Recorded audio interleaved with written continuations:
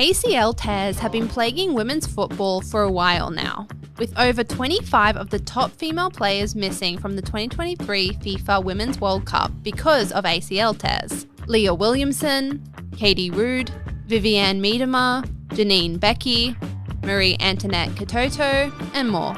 Even the Australian team had a few scares with Kaya Simon and Ellie Carpenter nearly missing the cup because of their own ACL injuries. But the men's teams don't face the same amount of these injuries.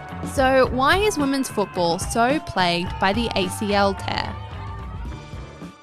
The ACL is a thick band of connective tissue found in the middle of the knee joint. The ACL tears typically after extreme movements, including pivoting, quick changes of direction, landing from high jumps, and tackling.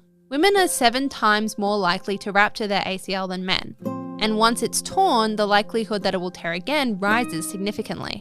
But why are women so much more likely to tear their ACL? Well, the first reason is that women's football has risen to an extreme level of intensity and competition in a short period of time. Miedema explains how teams have gone from playing 30 games in a season to 60, and this has increased the physical demand on these women in too short a time period. Not only have the women not had time to physically prepare for this, the sporting environment hasn't kept up either. The resources, facilities, and coaching tailored to meet the needs of female athletes is severely lacking. You have men's first teams that have the ratio of player to physio is like 1 physio for every 2 or 3 players. Wow. And when you look at the women's side, it's, you've got 3, maybe 4, if you're at a really top environment, physios, athletic trainers for an entire squad of probably 25 plus players. And then you look at access to recovery methods like cryotherapy, ice bath, red light therapy, all these amazing things that technology has presented us with ways to recover, and they're just less accessible for women's teams. And women also tend to receive limited strength training, which is important in preventing ACL tears. Whether it's because it is seen as less appealing for women to be muscular, or simply a lack of gear and training given compared to men, who are often picked out and trained from as young as 10 years old. Another reason women are more likely to tear their ACL is because of the biological differences between men and women that aren't supported by the industry. With a lack of football shoes made for women, they are forced to wear men's shoes, and because women's feet are shaped differently, this results in them not getting the proper foot support they need.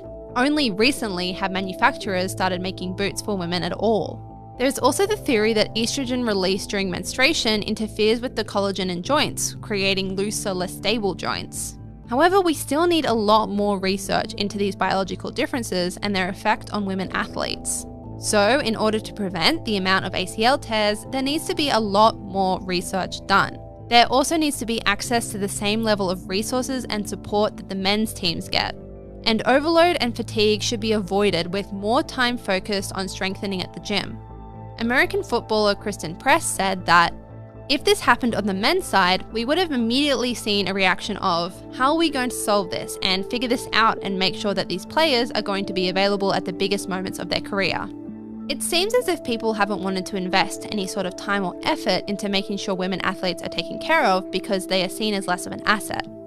But maybe this latest FIFA Women's World Cup will start to change that.